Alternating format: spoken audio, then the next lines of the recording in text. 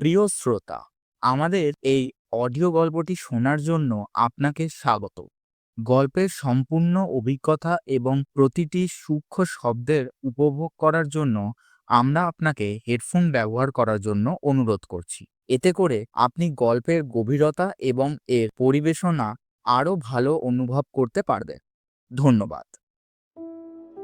শ্রোতা বন্ধুগণ, আপনারা অধীর আগ্রহে অপেক্ষা করে আছেন এক সপ্তাহ ধরে।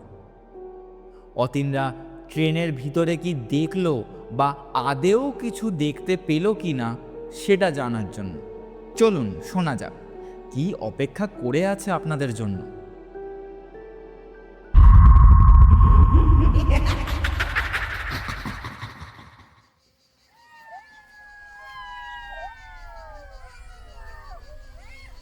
এর মধ্যে হঠাৎ করে কোথা থেকে যেন একটা ঠান্ডা হিমেল হাওয়া বইতে থাকে।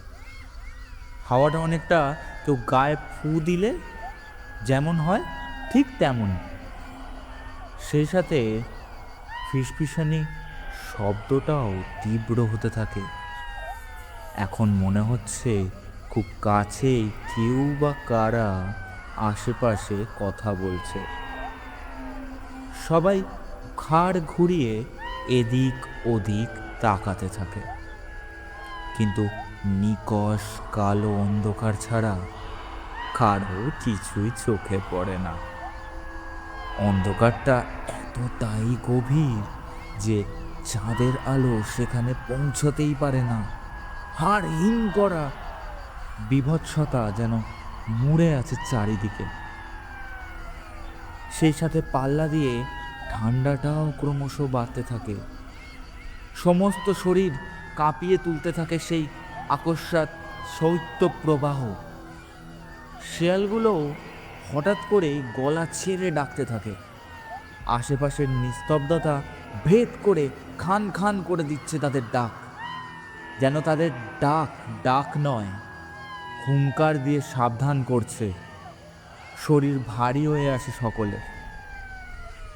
খসখস শব্দ করে কারা যেন এগিয়ে আসতে থাকে। হঠাৎ করেই কুয়াশার মতো ধোঁয়াটে আস্তরণে চারপাশ ঢেকে যায়। চোখে দৃষ্টি ঝাপসা হতে থাকে। ভয় বুক কেঁপে ওঠে সকলের। সবাই কোনো রকমে জড়সড় হয়ে এক জায়গায় বসে। চন্দন বলে ওঠে, এ কি উৎপাত রে বাবা! হঠাৎ করে এত ঠান্ডা হাওয়া আসছে কোথা থেকে? এ তো হাড় মধ্যে একেবারে কাঁপুনি ধরিয়ে দিল। কি সব যে হচ্ছে কে জানে। আগে জানলে বাড়ি থেকে সোয়েটারটা অন্তত নিয়ে আসতাম। আরে এত ধোঁয়াই বা আসছে কোত্থেকে এত রাতে? তাকানো যাচ্ছে না। সুব্রতর ভয়ে গলা শুকিয়ে আসছে। কাঁপা কাঁপা গলায় ও বলে, আরে ভাই, বুঝতে পারছিস না? এ তো তেনাদের কাজ। না হলে দেখ, কিছুক্ষণ আগেও কত গরম ছিল, আর এখন দেখ হঠাৎ করেই সব ঠান্ডা হয়ে গেল। আর ওই শোন, কারা যেন ফিসফিস করে কথা বলছে, অথচ কাউকেই তো দেখতে পাচ্ছি না। এখন মনে হচ্ছে কটেজের মেসোমশাইয়ের কথা শুনলেই ভালো হতো। তুই আবার শুরু করেছিস ব্রত? অটিন, তুই ব্রতকে ধমকাচ্ছিস কেন? সত্যি করে বলতো, সামান্য হলেও তোরও কি ভয় করছে না? এখনো তোর মনে হচ্ছে এতক্ষণ পর্যন্ত যা যা ঘটেছে সবটা স্বাভাবিক? কোনো কারণ নেই এ সব কিছুর পিছনে? এদিকে আজ আমাবস্যা থাকায় রাতে মায়ের বিশেষ পুজো হয়েছে।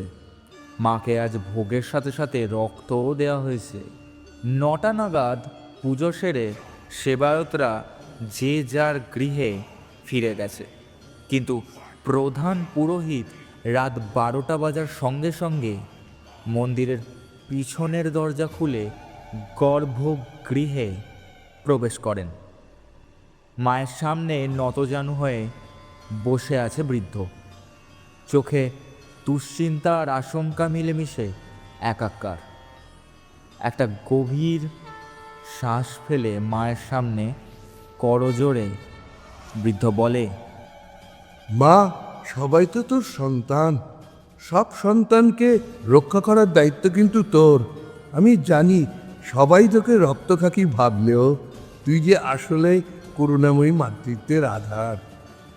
রক্ষা কর মা ওই ছেলেগুলোর প্রাণ। ওরা নিজেরাও জানে না কি ভীষণ বিপদের মুখে পা বাড়িয়েছে ওরা। আমি তোর পুজোয় বসবো আবার। এই বিশেষ পুজো আমি ওদের রক্ষার উদ্দেশ্যে করব। আমি জানি ওদের রক্ষা করতে একমাত্র তুই পারবি। জেগে ওঠ মা, জেগে ওঠ। রক্ষা কর তোর সন্তানদের। মাতৃশক্তির কাছে সব শক্তি যে তুচ্ছ। কথাগুলো বলে বৃদ্ধ মায়ের সামনে পদ্মাসনে বসে। চন্দন মাখা ফুল, বেলপাতা, দূর্বা একের পর এক মায়ের পায়ে অর্পণ করতে থাকে, যা আজ রাতের পুজোর সময় সরিয়ে রেখেছিলেন উনি। নতুন করে আবার হোম কুণ্ড সাজান, তাতে বেলকাঠ ও ঘি কর্পূর দিয়ে পুনরায় প্রজ্বলিত করেন। মন্ত্র উচ্চারণ করতে করতে একটা একটা করে বেলপাতা তাতে আহুতি দিতে থাকেন। বৃদ্ধ পুরোহিত এক মনে গম্ভীর গলায় মন্ত্র করতে থাকেন আর যজ্ঞে দিতে থাকেন আহুতি। আগুনের লেলিহান শিখায় ওনার মুখটা লাল হয়ে উঠেছে। বৃদ্ধের শরীর বেয়ে দরদর করে ঘাম ঝরছে। মন্দিরের দরজা জানলা সব বন্ধ থাকায় যজ্ঞের ধোঁয়ায় চারিদিকে ভরে গেছে। সেই ধোঁয়ায় বৃদ্ধ দেখলেন মায়ের মুখটা উজ্জ্বল হয়ে উঠেছে। দেখে মনে হচ্ছে মা যেন হাসছেন। বৃদ্ধ বুঝতে পারলেন না মায়ের এই হাসির কারণ কি।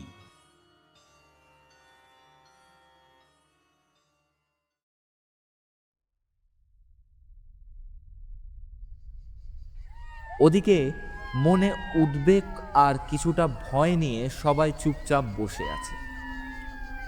অতীনও প্রায় তাই।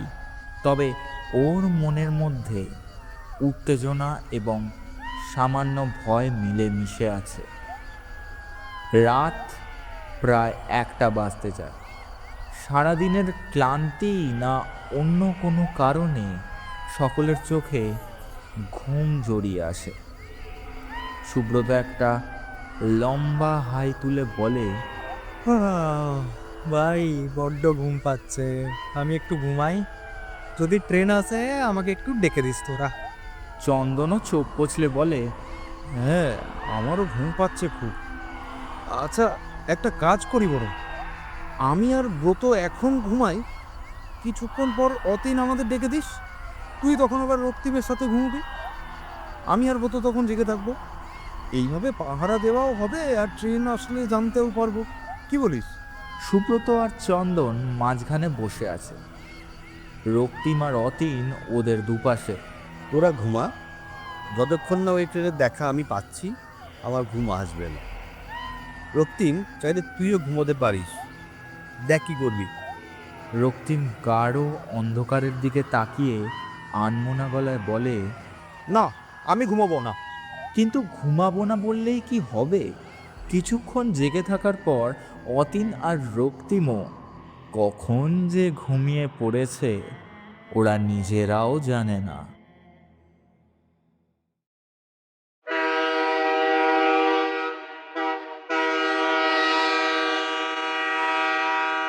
ওদের ঘুম ভাঙল একটা ট্রেনের হুইসেলের তীব্র শব্দে।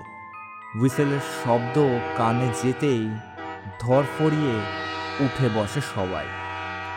সামনে তাকিয়ে দেখে নিকষ কালো অন্ধকারের বুক চিরে একটা প্রচণ্ড আলোর ঝলকানি দেখা যাচ্ছে। শুধু ট্রেন দেখা যাচ্ছে না, সেই আলোর তীব্রতা এতটাই যে চারপাশের পরিবেশ আলোকিত হয়ে উঠেছে। সাথে সাথেই অতীন ওর ক্যামেরা বের করে তাতে চোখ রাখে, মুখে বলে, যাক, অবশেষে ট্রেনের দেখা পাওয়া গেল।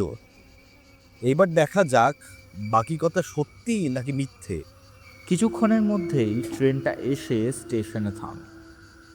খুব বেশি বড় নয় ট্রেনটা, বড়জোর 6-7 কামরা হবে হয়তো। তাতে ছড়িয়ে ছিটিয়ে স্ত্রী পুরুষ মিলিয়ে বেশ কিছু মানুষ বসে আছে। তবে সকলেরই মুখ নিচের দিকে। দেখে মনে হচ্ছে সবাই ঘুমাচ্ছে। এই মানুষগুলো মুখ নিচু করে রেখেছে কেন? কত রাত হয়েছে দেখেছিস? হয়তো সব ট্রেনে বসে ঘুমাচ্ছে। ঘুমালে তো কারোর মাথা উঁচু থাকে না। এরকম তো কত মানুষই ট্রেনে বসে ঘুমায়। রক্তিম কিন্তু কোনো কথা বলছে না। এই ট্রেনটা ওর একেবারেই স্বাভাবিক মনে হচ্ছে না। কিছু একটা বিপদের আঁচ পাচ্ছে ও। এই গ্রামের মতো জায়গায় এত রাতেও মানুষ যাতায়াত করে ট্রেনে? দরকার থাকলে যাতায়াত করবে না? এই তোরা কি ট্রেনে উঠবি? না হলে আমি একাই উঠবো। কথাটা বলেই অতীন ট্রেনে উঠে পড়ে, সাথে সাথে সুব্রত। রক্তিম মানা করবে তার আগেই দেখে অতীন আর সুব্রত ট্রেনে উঠে পড়েছে। চন্দনেরও এক পা ট্রেনের দরজায়। রক্তিম আর কাল বিলম্ব না করে তাড়াতাড়ি ট্রেনে উঠে পড়ে। ওরা উঠতেই ট্রেনটা হুইসেল দিয়ে ছেড়ে দেয়, যেন ওদের ওঠার জন্যই অপেক্ষা করছিল। আর ট্রেনটা ছাড়ার সাথে সাথে ক্যাঁচ শব্দ করে ট্রেনের দরজা বন্ধ হয়ে যায়। সবাই চমকে দরজার দিকে তাকায়। সুব্রত ভয় ঢোক গিলে বলে, আরে আরে, হঠাৎ দরজাটা বন্ধ হয়ে গেল কেন? এটা তো মেট্রো বা এসি ট্রেন নয়।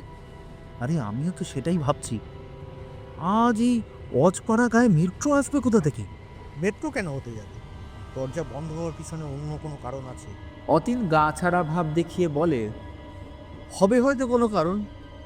বাদ দে না ওসব। শেষমেশ ট্রেনটা দেখতে পেলাম, এমনকি আমরা উঠেও পড়লাম। এটা কি বড় কথা নয়? এখন আমি দেখি বাকি তথ্য কি পাওয়া যায়।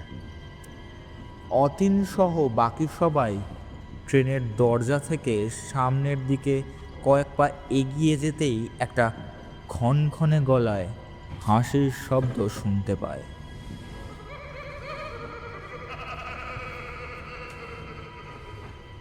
থমকে দাঁড়িয়ে পড়ে সবাই। শিরদাঁড়া দিয়ে একটা ভয়ের স্রোত বয়ে যায় সকলের। চন্দন ফিসফিস করে বলে, এত বিশ্রীভাবে হাসছে কে? ঈদের মধ্যে কি কেউ?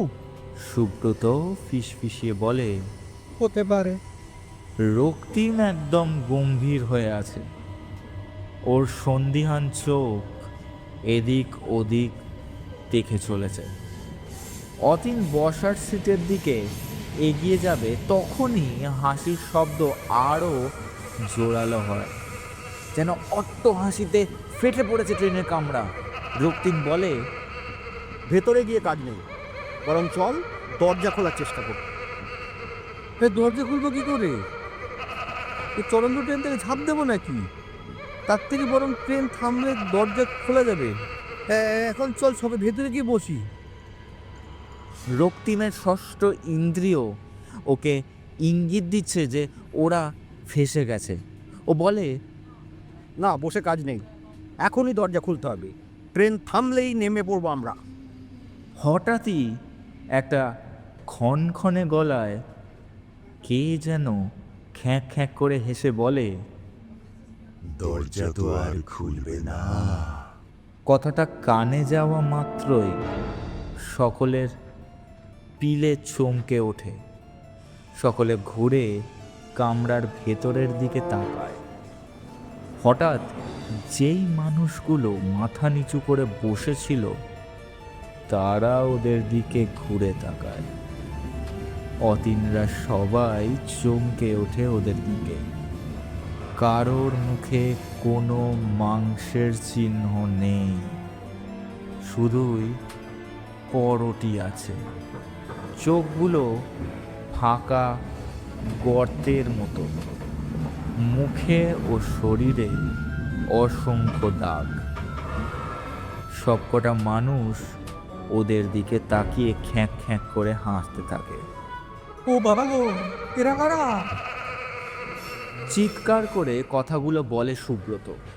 ভয় অতীনকে এত জোরে খামচে ধরে যে আর একটু হলেই অতীন পড়ে যেত নিচে। কোনো রকমে নিজেকে সামলে নেয় অতীন, কিন্তু ওর ক্যামেরা হাত থেকে ছিটকে পড়ে গেছে। রক্তিম তাড়াতাড়ি হাত বাড়িয়ে ক্যামেরাটা ধরে নেয়। ভয়ে সকলের রক্ত হিম হয়ে গেছে, শরীর শক্ত হয়ে আসছে, নিঃশ্বাস দ্রুত ওঠানামা করছে। এক মহিলা রিনরিনে গলায় বলে, আমরা সবাই এই ট্রেনের যাত্রী। আজ থেকে তোমরাও আমাদের সঙ্গী হলে। চন্দন ভয় ঢোক গিলে বলে, না না, আমরা কোনো যাত্রী টাত্রী না, আমরা এক্ষুনি নেমে যাব। ভয়ে চন্দনের কথা আটকে আটকে যায়। আবার সেই খ্যাঁক খ্যাঁক করে হাসি। এবার এক বৃদ্ধের গলা শোনা যায়, কর্কশ গলায় সে বলে, এই ট্রেন তো আর থামবে না, তোমরাও আর নামতে পারবে না। এতগুলো বছর ধরে এই ট্রেন এমনি চলে যাচ্ছে, আমরাও ট্রেনের সঙ্গে চলতে থাকি, কখনো থামি না। এই ট্রেনের কোনো নির্দিষ্ট গন্তব্য নেই, আর নেই আমাদের। অবিরাম ছুটে চলেছে এই ট্রেন কোনো ক্লান্তি ছাড়া। আজ তোমরাও এলে আমাদের অতিথি হয়ে, আর ফিরতে পারবে না। আমাদের কাছে কেউ এলে আমরা আর ফিরতে দিই না, তাই এসো, আমাদের কাছে এসে বসো।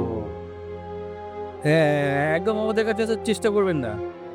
আমরা কারো অতিথি না, আমরা তো ফিরবই। তোমরা কেউ মানুষ না, তোমার সাথে থাকবো কেন আমরা? কিন্তু ওর গলা বুঝে আসে ভয়। পর মুহূর্তেই হা হা করে একটা বিকট হাসি, তারপর আবার একটা ক্ষণক্ষণে গলায় কেউ বলে, সেটি বললে তো হবে না, আমরা তো আর তোমাদের ছাড়বো না। একা একা থাকতে থাকতে আমরা অধৈর্য হয়ে পড়েছি, খুব কষ্ট হয় আমাদের। সঙ্গী চাই আমাদের। তোমরা এলে তাই আজ সঙ্গী পেলাম আমরা। বছরের পর বছর ধরে অভুক্ত আমরা। খিদে পেয়েছে, প্রচন্ড খিদে পেয়েছে।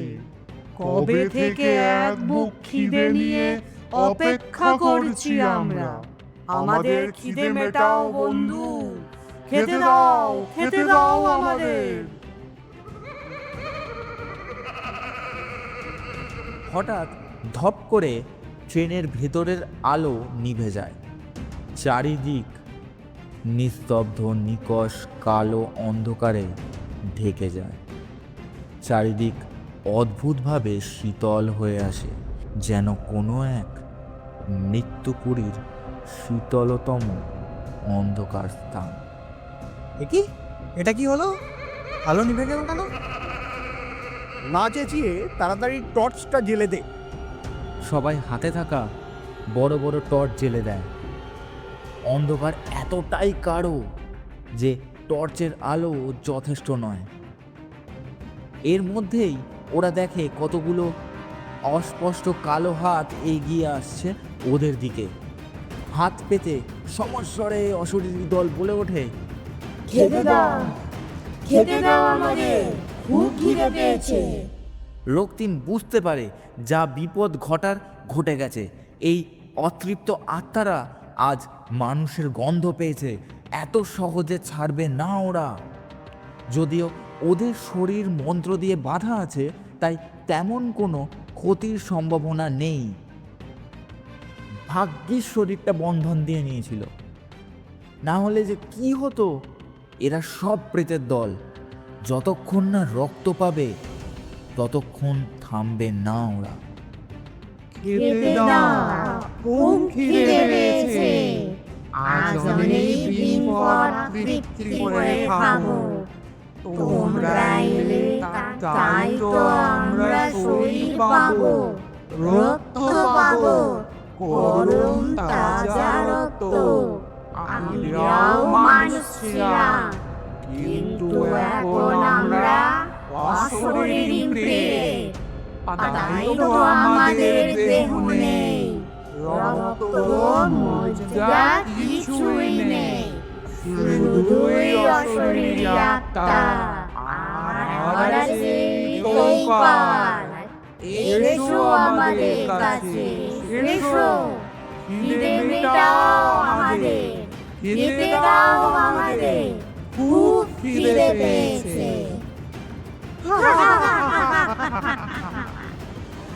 চারজন জড়সড় হয়ে দাঁড়িয়ে আছে, বুক পর্যন্ত শুকিয়ে গেছে সকলে, তেষ্টায় গলা ফেটে যাচ্ছে। হাতগুলো এগিয়ে আসতেই ওরা পিছোতে থাকে। একটা সময় গিয়ে কিসে যেন ধাক্কা খায়, আর পিছনে সরার জায়গা নেই, বাধ্য হয়ে দাঁড়িয়েই পড়তে হয় ওদের। এই একদম আমার কাছে আসবে না বলে দিলাম। আমি কিন্তু একজন রিপোর্টার, বড় বড় পুলিশের সঙ্গে ভালো চেনাশোনা আছে, সব কটাকে জেলে ভরে দেবো। চুপ করবি তুই? কি আবল তাবল বকছিস? ওরা কি মানুষ যে পুলিশে ধরবে? মানুষ আটকে রাখা জেলে ভূত আটকে রাখবি তুই? তখন বারবার বলেছিলাম, কিন্তু শুনলি না। সব ঘটনা যুক্তি তর্ক দিয়ে সমাধান করা যায় না। রহস্যভেদ করবি না তুই? এখন কর কর রহস্যভেদ। এদের হাত থেকে কি করে বেঁচে বাড়ি ফিরবি সেই ব্যবস্থা কর। অতীনের মুখ ছোট হয়ে যায়। সত্যিই জেদের বসে ও শুধু নিজের না, বন্ধুদের প্রাণও সংশয় ফেলেছে। ভাই, এখন আর রাগারাগি করে লাভ নেই, তুই একটা ব্যবস্থা কর, না হলে এরা আমাদের মেরে ফেলবে। চিন্তা নেই, চুপ করে দাঁড়িয়ে থাক সবাই। আমাদের শরীর মন্ত্র দিয়ে বাঁধা আছে, ওরা যতই এগোক আমাদের ছুটতে পারবে না। অশরীরী আত্মা কোনো দিন ঐশ্বরিক শক্তির চেয়ে শক্তিশালী হতে পারে না। মন্দিরের মাকে স্মরণ কর সবাই, তিনি আমাদের রক্ষা করবেন। চন্দন, সুব্রত, রক্তিম মাকে স্মরণ করে, কিন্তু রক্তিমের কথাটা শুনেই অতীনের ভয়ে শরীর কাঠ হয়ে যায়। ও তো মন্ত্র পড়েইনি, তাহলে কি সবাই বেঁচে গেলেও ওর মৃত্যু অনিবার্য? চোখের সামনে সব কিছুই ঝাপসা হয়ে যায় ওর। মৃত্যুকে যেন সামনে থেকে দেখতে পায় অতীন। রক্তিম, চন্দন, সুব্রত সবাই অবাক হয়ে দেখে যে অস্পষ্ট হাতগুলো একটা জায়গা পর্যন্ত এসে থেমে গেছে, কিছুতেই ওদের কাছে পৌঁছতে পারছে না। অসফল হওয়ার ফলে অতৃপ্ত রক্তপিপাসু আত্মার আর্তনাদ বাড়তে থাকে। ওদের কান্না মিশ্রিত বিকট শব্দে ওদের মুখ থেকে নির্গত হতে থাকে।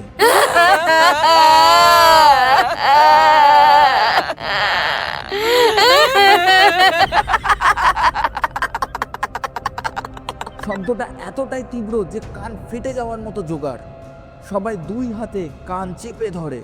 টর্চের আলো দপদপ করে জ্বলে ওঠে, আবার নিভে যেতে থাকে। অতীন আর সুব্রত একটু পিছনের দিকে ছিল। হঠাৎ সুব্রত লক্ষ্য করে একটা হাত অতীনের গলার কাছে পৌঁছে গেছে। ওর গলা চেপে ধরে ওকে নিজেদের দিকে টেনে নিয়ে যাচ্ছে। অতীনের চোখ দুটো বিস্ফারিত হয়ে আছে ভয়ে। শ্বাস নিতে না পারার জন্য ছটফট করছে ও। মুখ থেকে একটা গো গো শব্দ শুধু বের হতে থাকে। সুব্রত চেঁচিয়ে ওঠে রক্তিমকে বলে, ভাই রক্তিম, অতীনকে যে ওরা টেনে নিয়ে যাচ্ছে, বাঁচা বাঁচা ওকে। ইতিমধ্যেই শিকার পেয়ে অশরীরীর দল আর্তনাদ থামিয়ে খ্যাঁক খ্যাঁক করে হাসতে থাকে। রক্তিম, চন্দন দুজনেই চমকে তাকায়। চন্দন সাথে সাথেই অতীনের কোমরের কাছে চেপে ধরে। সেই দেখে সুব্রত ও রক্তিমও দুজনেই চেপে ধরে ওকে। ওরা অতীনকে নিজেদের দিকে টানতে থাকে, কিন্তু পারে না, বরং অতীনের সাথে ওরাও ওদের দিকে এগিয়ে যেতে থাকে। রক্তিম হাল ছেড়ে দিয়ে বলে, এভাবে হবে না, ওরা প্রেত আর আমরা মানুষ, ওদের শক্তির সাথে আমরা পারবো না, তাই বৃথা চেষ্টা করে লাভ নেই। নিশ্চয়ই অতীন আমার সঙ্গে মন্ত্র বলেনি, ওই ছেলেটা সবেতেই বাড়াবাড়ি, না হলে ওকেও ছুটে পারত না। যা হবার হয়ে গেছে, এখন কি করব সেটা বল। চোখের সামনে অতীনকে ওদের হাতে মরতে দেখবো? সুব্রত কাঁদো কাঁদো গলায় বলে, ভাই ভাই কিছু একটা কর, অতীনকে বাঁচাতেই হবে, বাঁচা অতীনকে। রক্তিম ভাবে কি করবে ও। তখনই স্মরণে আসে পুরোহিতের কথা। চোখ বন্ধ করে রক্তিম মনে মনে বলে, পথ দেখান গুরুদেব, আমাকে সাহায্য করুন। যেভাবেই হোক আমার বন্ধুকে যে বাঁচাতেই হবে। হঠাৎ অন্ধকারের মধ্যে একটা ক্ষীণ অথচ উজ্জ্বল আলো দেখতে পায় রক্তিম। ভালো করে লক্ষ্য করতেই সেই আলোর মধ্যে পুরোহিতের ধ্যানমগ্ন প্রতিকৃতি দেখতে পায়। ওনার চোখ বন্ধ, অথচ সারা শরীরে একটা উজ্জ্বল দীপ্তি খেলে যাচ্ছে। ঠিক তখনই রক্তিমের কানের পাশে একটা গমগমে কণ্ঠে কে যেন বলে ওঠে, আমি তো জানতাম এমনটাই হবে, তাই তো তোকে আগেই আমি উপায় বাতলে দিয়েছি রে বেড়া। সেই মতো কাজ কর, আমাকে কেন স্মরণ করছিস?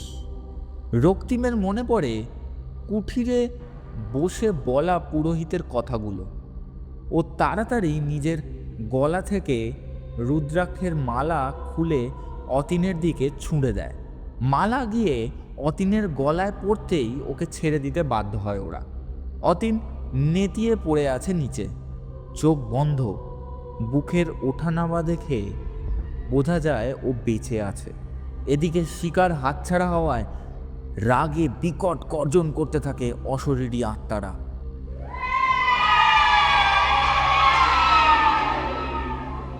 হুঙ্কার দিতে থাকে, কেউ বাঁচবি না, মরবি, সবাই মরবি তোরা। রক্তিম অবস্থা ব্যবহৃত দেখে পকেট থেকে জলের শিশিটা বের করে জোরে জোরে মা দক্ষিণা কালীর মন্ত্র পড়তে থাকে আর জল ছিটিয়ে দিতে থাকে। কালী কালী মহাকালী, কালীকে পাপহারিণী, ধর্মার্ধ মোক্ষ দেবী নারায়ণী নমস্তুতে। সেই মন্ত্রপুত জল ওদের দিকে ছিটিয়ে দিতেই কান ফাটানো চিৎকার করে ওঠে প্রেতের দল।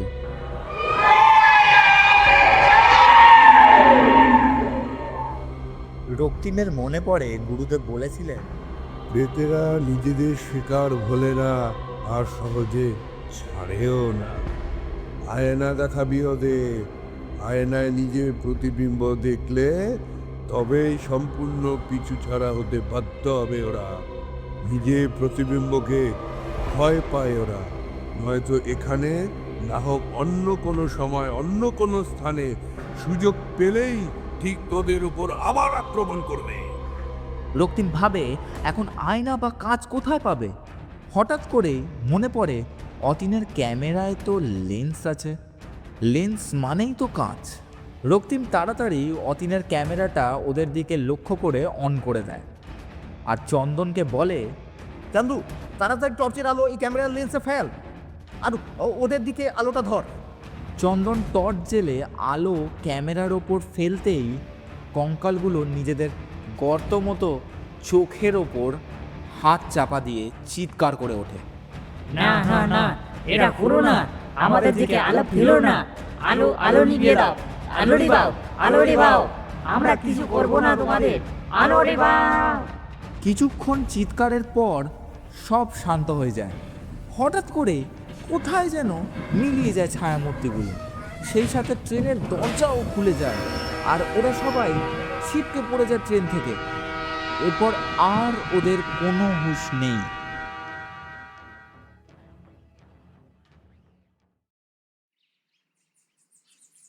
প্রভাতের প্রারম্ভে পূব আকাশে রক্তিম বর্ণ ধারণ করে আছে।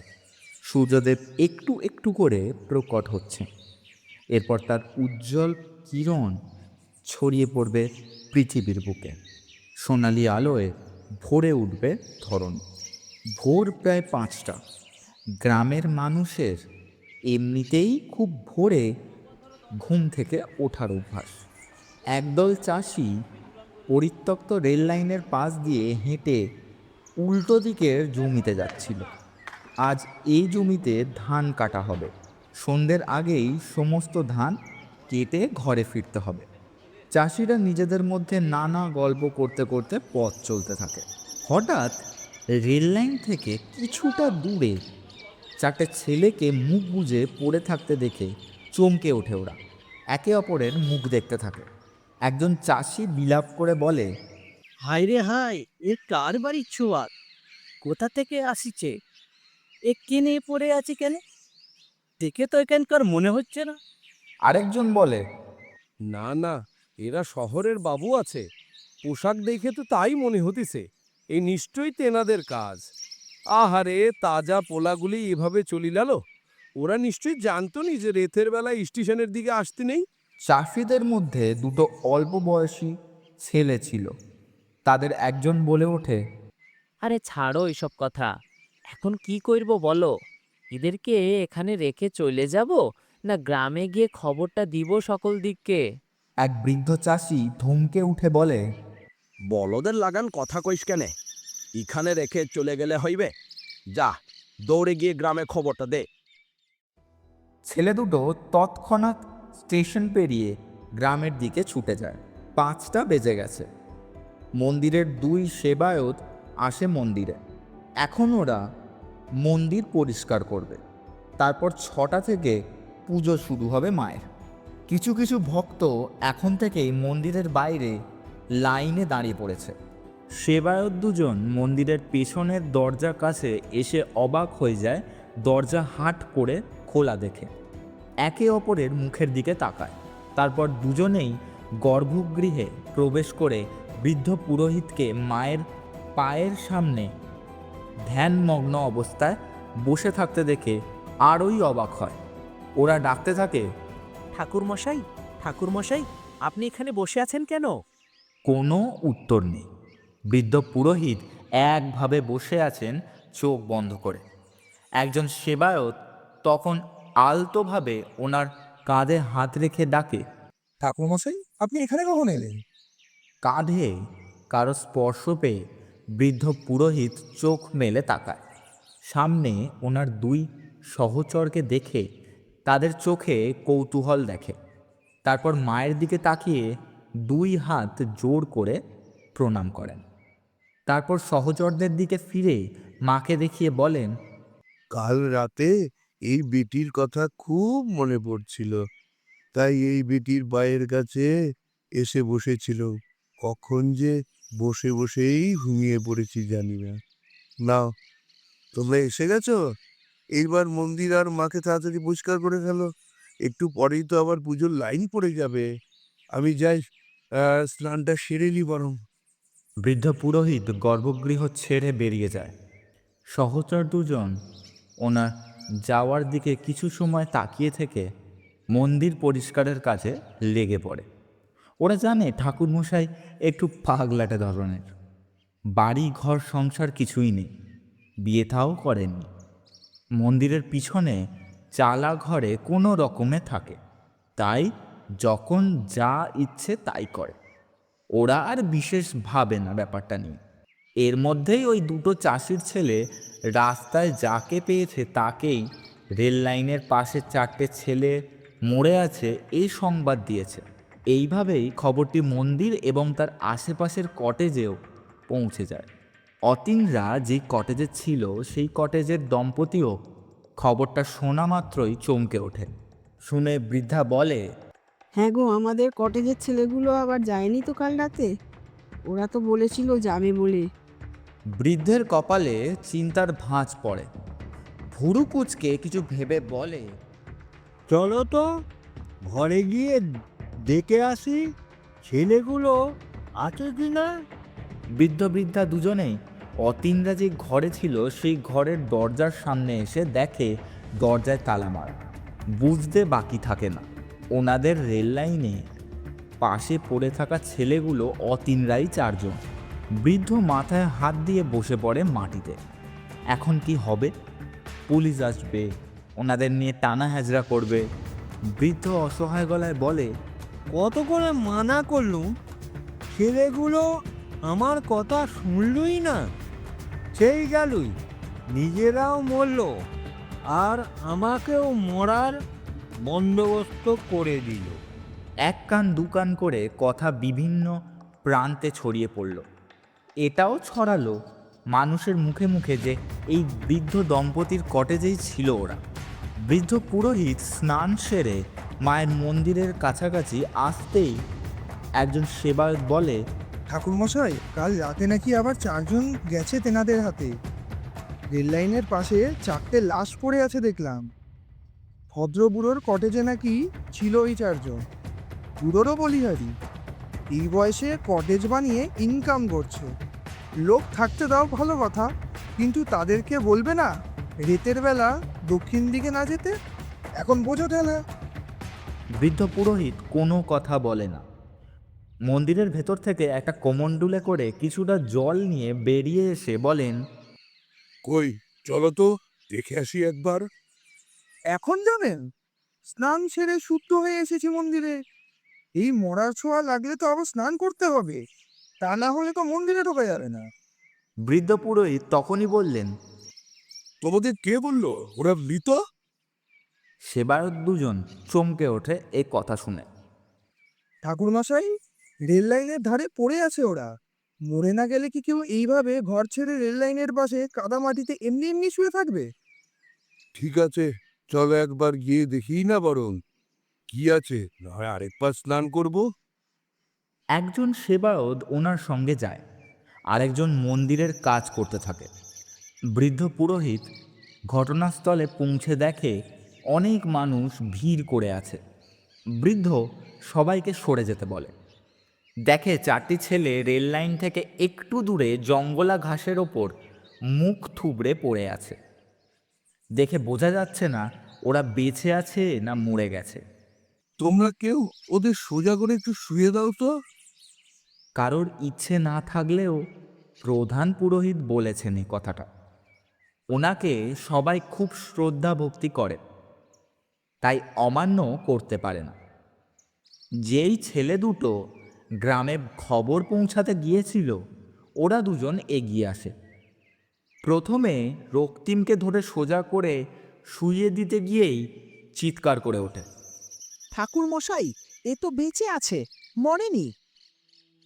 অমনি হয়েছে ওই পড়ে যায়, মরেনি, বেঁচে আছে। তেনাদের হাত থেকে বেঁচে ফেরা তো 4টিখানি কথা নয়। বৃদ্ধ পুরোহিত মৃদু হাসেন। এরপর আরও অনেকে এগিয়ে আসে। একে একে সুব্রত, চন্দন ও অতীনকে সোজা করে শুইয়ে দিয়ে সবাই চেঁচিয়ে বলে, সব কটা ছেলেই বেঁচে আছে? এত আশ্চর্য কাণ্ড! ভূতেদের হাত থেকে রক্ষা পাওয়া মুখের কথা নয়, নিশ্চয়ই এরা মন্ত্রতন্ত্র কিছু জানে। বৃদ্ধ পুরোহিত কারোর কথা কান না দিয়ে হাতে থাকা কমণ্ডুল থেকে কিছুটা জল নিয়ে ওদের ওপর ছিটিয়ে দিতে থাকে। কিছুক্ষণ পর সবাই চোখ মেলে তাকায়। আশেপাশে অনেক মানুষের কৌতূহলী দৃষ্টি দেখে ধরফড়িয়ে উঠে বসে। তবে অতীন একটু চুপ করে আছে, ওর শরীর বেশ দুর্বল লাগছে। সুব্রত আশেপাশে তাকিয়ে বলে, আমরা কোথায়? এটা কোন জায়গা? আর আপনারাই বা কারা? ভিড়ের মধ্যেই একজন বলে ওঠে, আমরা এই গ্রামেরই মানুষ। তোমরা কোথা থেকে এইছো আর এখানে কি করতে এসেছিলে? আমরা কলকাতা থেকে এসেছিলাম মন্দিরে পুজো দিতে। তারপর রাতের বেলা ঘুম আসছিল না বলে আশেপাশে ঘুরছিলাম। কখন যে এসে বললাম এখানটা জানি না। রক্তিম পুরোহিতকে লক্ষ্য করে উঠে দাঁড়িয়ে হাত জোর করে বলে, প্রণাম, প্রণাম গুরুদেব। পুরোহিত হাত তুলে বললেন, যা, ঘরে গিয়ে স্নান সেরে এলে সবাই, শরীর ভালো লাগবে। বৃদ্ধ পুরোহিত কথাগুলো বলে মন্দিরের দিকে হাঁটা দিলেন। ওনার সহচরও ওনার পিছনে পিছনে চলে গেল। কেউ মারা যায়নি দেখে সবাই স্বস্তি পেল। এক এক করে সবাই চলে গেল নিজেদের কাছে। অতীনরাও ফিরে গেল কটেজে। সবাই চুপচাপ হয়ে আছে। একে একে স্নান সেরে নিল সবাই। রক্তিম অতীনকে বলে, কে, তোর রহস্য উদ্ঘাটন হয়েছে নাকি আজকে রাতে আবার যাওয়ার ইচ্ছা আছে? তবে এইবার গেলে তুই একাই যাস ভাই, আমরা কেউ যাব না। অতীন মৃদু হাসে। ওর হাসিটা দেখেই বোঝা যায় কতটা ক্লান্ত ও। জানি তুই এই কথাই বলবি, তবে এটাও একটা নতুন অভিজ্ঞতা, কি বলিস? সে আর বলতে, আর একটু হলেই তো ভূতেদের বন্ধু হয়ে যাচ্ছিলাম। এইবার কিন্তু আর বলতে পারবি না অতীন যে ভূত প্রেত বলে কিছু নেই। নিজের চোখেই কিন্তু সব দেখেছিস। এবার বরং ওদের বর্ণনা দিয়ে একটা লেখা বার করে ফেল। সবাই হাসে চন্দনের কথা। মাকে দর্শন হলো, পুজো দেওয়া হলো, ভূতের সাথেও দেখা সাক্ষাৎ, পরিচয়, কথাবার্তাও হলো। এবার তো ফিরে গেলেই হয় কলকাতা। কি বলিস ভাই? যাব ঠিকই, তার আগে চল মন্দিরে গিয়ে গুরুদেবের সঙ্গে দেখা করে আসি। অতীন ক্লান্ত গলায় বলে, গুরুদেব মানে তো ওই পুরোহিত মশাই, ওনার সঙ্গে আবার দেখা করার খুব দরকার। রক্তিম কিছুটা কঠিন গলায় বলে, দরকার আছে বলেই বলছি। গতকাল ওনার জন্যেই আমরা সবাই, বিশেষ করে তুই বেঁচে ফিরেছিস। না হলে তুই তো আমার বলে দেওয়া শরীর বন্ধনের মন্ত্রটাও বলিসনি। দেখলি তো বেশি বাড়াবাড়ির ফল কি হয়। অতীন চুপ করে যায়। কাল সত্যি সব থেকে বেশি বিপদে ওই পড়েছিল। পরে বলে ওঠে, চল ওনার সাথে আমিও দেখা করি, নাহলে খুব অন্যায় হবে। এরপর সবাই মন্দিরে আসে পুরোহিতের সঙ্গে দেখা করতে। উনি তখন পুজো করছিলেন মায়ের। রক্তিমরা কিছুটা দূরে দাঁড়িয়ে অপেক্ষা করতে থাকে ওনার পুজো শেষ হওয়ার।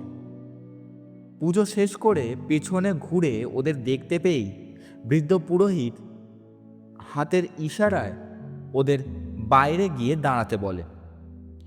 রক্তিম, অতীন, চন্দন, সুব্রত মন্দিরের পিছনের দরজায় বাইরের দিকে একটু দূরে একটা বেল গাছের নিচে দাঁড়ায়। কিছুক্ষণ পর পুরোহিত মন্দির থেকে বেরিয়ে এসে ওদের কাছে দাঁড়িয়ে বলেন, আমি জানতাম তোরা দেখা করতে আসবি আমার সাথে। তোদের বয়স কম, রক্ত এখন গরম, তাই বলে সবকিছু অবিশ্বাস করলে তো আর চলবে না। এই জগতে এমন অনেক কিছুই আছে যা যুক্তিতর্কের বাইরে। জানি ঠাকুর মশাই, আমার এই অদম্য জেদ আর অহংকারী সাহস শুধু আমাকেই নয়, আমার বন্ধুদেরও জীবন সংশয়ের পথে নিয়ে চলে গেছিল।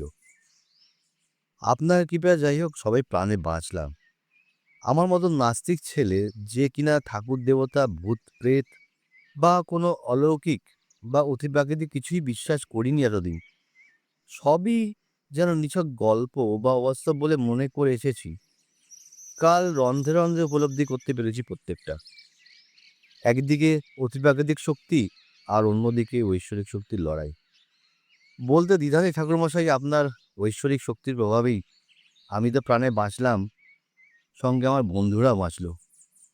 এই বলে ঠাকুরমশাইকে নমস্কার করতে গেলে ঠাকুরমশাই জড়িয়ে ধরে আর বলেন, তোদের মতো সাহসী ছেলেদেরই খুঁজছিলাম আমি, যাদের হাত ধরে এই নিরীহ গ্রামবাসীদের মুখে হাসি ফেরাতে পারি। পুরোপুরি নিষ্পত্তি হলো কিনা জানি না, তবে আর মনে হয় না ওই ট্রেনের আর দেখা পাওয়া যাবে। এখন যা, মাকে প্রণাম করে বাড়ির পথে রওনা দে। আর কখনো এই গ্রামে আসিস না তোরা, বলা যায় না আবার যদি কোনো বিপদ ঘটে। কিন্তু গুরুদেব, আমাকে যে আসতেই হবে আপনার কাছে, কেউ চিনুক বা না চিনুক, আমি কিন্তু চিনেছি আপনাকে। আমার যে অনেক কিছু জানার আছে, শেখার আছে আপনার কাছে। পুরোহিত মুখে সামান্য হাসি ফুটিয়ে তিনি বলেন, ঠিক আছে, আসিস তাহলে। আমার দুয়ার সবসময় তোদের জন্য খোলা থাকবে। আমি জানি গতকাল আপনার জন্যই আমরা ওই অশরীরদের হাত থেকে বেঁচে গেছি। ওই বিপদের মধ্যেও আমি আপনাকে দেখেছি, আলোর বিন্দু হয়ে আপনি পৌঁছে গিয়েছিলেন আমাদের কাছে। বৃদ্ধ পুরোহিত মুখে কিছু বললেন না, হাত দুটো উঁচু করে গান গাইতে গাইতে মায়ের মন্দিরের দিকে আবার পা বাড়ালেন। সকলই তোমারই ইচ্ছা, ইচ্ছাময়ী তারা তুমি, তোমার কর্ম তুমি করো মা, লোকে বলে করি আমি, সকলই তোমারই ইচ্ছা, ইচ্ছাময়ী তারা তুমি। শুনছিলেন শেষ রাতের ট্রেন বাই মুনমুন অধিকারী রায়। অতীনের চরিত্র পাঠ করেছেন অনিমেষ কুমার, রক্তিমের চরিত্রে পাঠ করেছেন কুমুদ ভট্টাচার্য, চন্দনের চরিত্রে পাঠ করেছেন শুভময় দে, সুব্রতর চরিত্রে পাঠ করেছেন সায়ন রয়, পুরোহিতের চরিত্রে পাঠ করেছেন সোমনাথ ভট্টাচার্য, বৃদ্ধর চরিত্রে পাঠ করেছেন নেপাল ব্যানার্জি, বৃদ্ধার চরিত্রে পাঠ করেছেন রেখা ব্যানার্জি, অন্যান্য চরিত্রে সুইটি দে, জয়িতা ভট্টাচার্য, শিবম ভট্টাচার্য, অত্র কুমার এবং অষ্টু রয়, এবং সবশেষে বর্ণদাতায় আমি ফ্যান্টাম। গল্পটি যদি ভালো লেগে থাকে গল্পটি অবশ্যই লাইক করবেন, চ্যানেলটিকে সাবস্ক্রাইব করবেন এবং গল্পটি প্রিয়জনদের সাথে অবশ্যই শেয়ার করবেন। দেখা হচ্ছে আবার পরের সপ্তাহে আরেকটি নতুন গল্প নিয়ে। ততক্ষণের জন্য ভালো থাকুন, সুস্থ থাকুন এবং ভয় পাওয়ার জন্য প্রস্তুত থাকুন। ধন্যবাদ।